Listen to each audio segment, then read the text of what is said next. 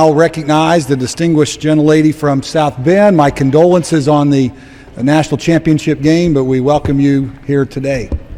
Thank you, Mr. Chairman. Mr. Speaker, I will remind you, my distinguished colleague from the state of Indiana, that Notre Dame was undefeated this year. It was a very successful season. Absolutely. And so we'll just put that on the record. Thank you, Mr. Chairman. I am deeply humbled to represent the people of Indiana's 2nd Congressional District in the United States House of Representatives. Today I speak for the first time before this chamber and on their behalf. To the hardworking Hoosier families in North Central Indiana, thank you for sending me to Washington. I'm eager to work with my colleagues here to make raising a family and sending a child to college just a little bit easier.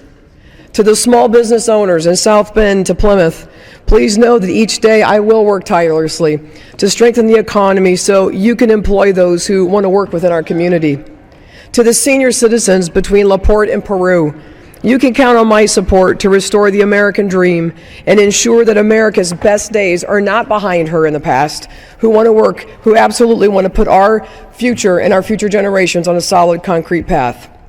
Mr. Speaker, I want to let the people of Indiana know that in the coming weeks, they'll hear many assertions in the debate over whether Congress should increase the debt ceiling.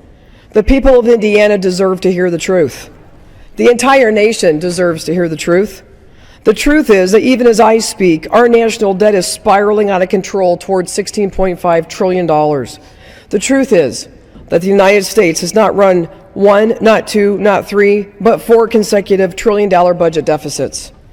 The truth is that this federal government is borrowing an unthinkable 46 cents for every dollar it spends, while throwing our children under the weight of the bill.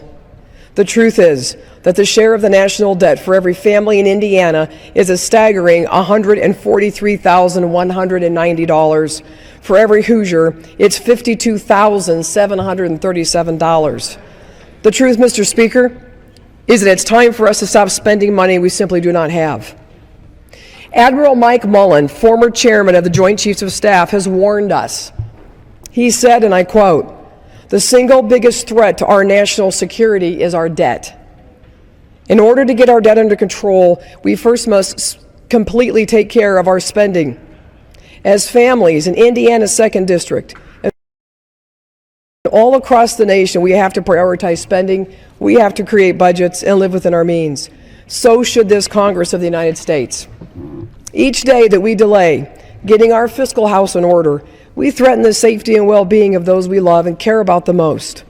We threaten the opportunity and promise of future generations by limiting the resources we have to invest in infrastructure and education.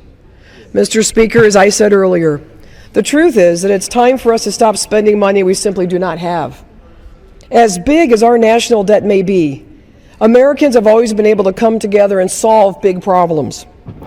I thank the good people of Indiana for electing me to listen to their needs and bring good Hoosier common sense to Washington. I look forward to working together in this Congress on their behalf and to tackle our most serious issues. Ladies and gentlemen, the clock is ticking. Let's get to work. And I yield back to my honorable colleague.